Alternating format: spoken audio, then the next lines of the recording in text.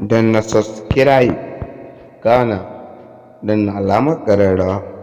Mai saurare, barkanmu da jimirin sake kasancewa da mu a cikin wannan lokaci.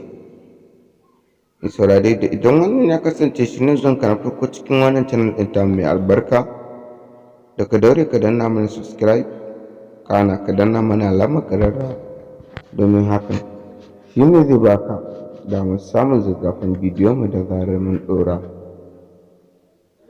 Tabbas kwarai da gaske wannan shahararren mawaƙin nan watakan Ado Gwanja ya fito da sabuwar waƙa game da shugaban ƙasar Nijar watakan Abdurrahman Tani.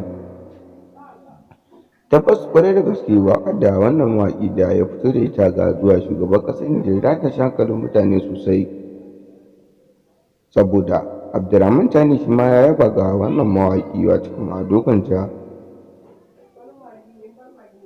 Ya waƙe Ado Gwanja akan waƙar wannan waƙa da ya mai ta Nijar sai Tani.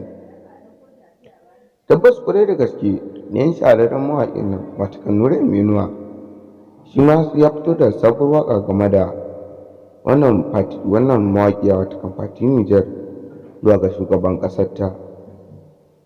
Fati Nijar ta yaba ga wannan waƙar ta wannan mawaƙi watakan Nura M Inuwa. Tabbas kwarai da gaske wannan mawaƙa guda biyu za mu su kyaututtuka daban-daban da dama. A yanzu haka Abdurrahman Tani zai wa wannan mawaƙi gagarumar kyauta watakan Ado Gwanja. Tabbas kwarai da gaske magoya bayan wannan shugaban ƙasar Nijar ɗin watakan Abdurrahman Tani za su yi wa wannan mawaƙa kyaututtuka daban-daban da dama.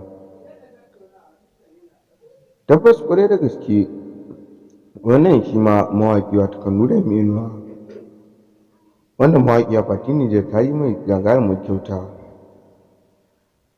A yanzu haka mutanen Nijar sun yaba ga wannan waƙoƙin wannan mawaƙa guda biyu da suka waƙe musu shugaban ƙasarsu. Tabbas kwarai da gaske masu ɗan sako rarara sun soke shi kaɗan-kaɗan, abin da ya sa ma ‘yan Nijar suke jin daɗin waƙar. Tabbas kwarai da gaske rarara abin da ya bai dace ba.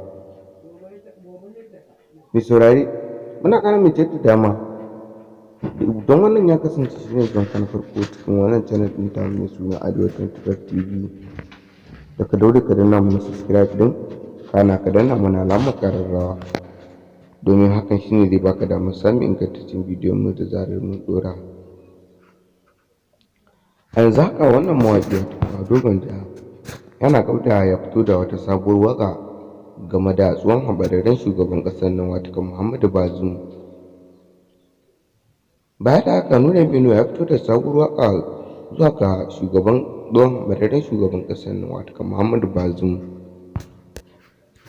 Tabbas kwarai da gaske magoya bayan tsohon hambararren shugaban ƙasar nan watakan Muhammadu Bazoum ba su ji daɗin waƙar da wannan mawaƙi Nura M Inuwa ya fito da ita ba, saboda ya zazzage shi kamar yadda mawaƙan Nijar suka zazzage shi, alhalin kuma ba abin da ya musu. A yanzu haka Ado Gwanja ya janye waƙar da yake shirin fito da ita, saboda ya ji ana cece-kuce akan wannan waƙar da wannan mawaƙi ya fito da ita watakan Nura M Inuwa. Nan dai muka kawo ƙarshen wannan taƙaitaccen labaran namu na Arewa 25 TV. Muna godiya masu saurare.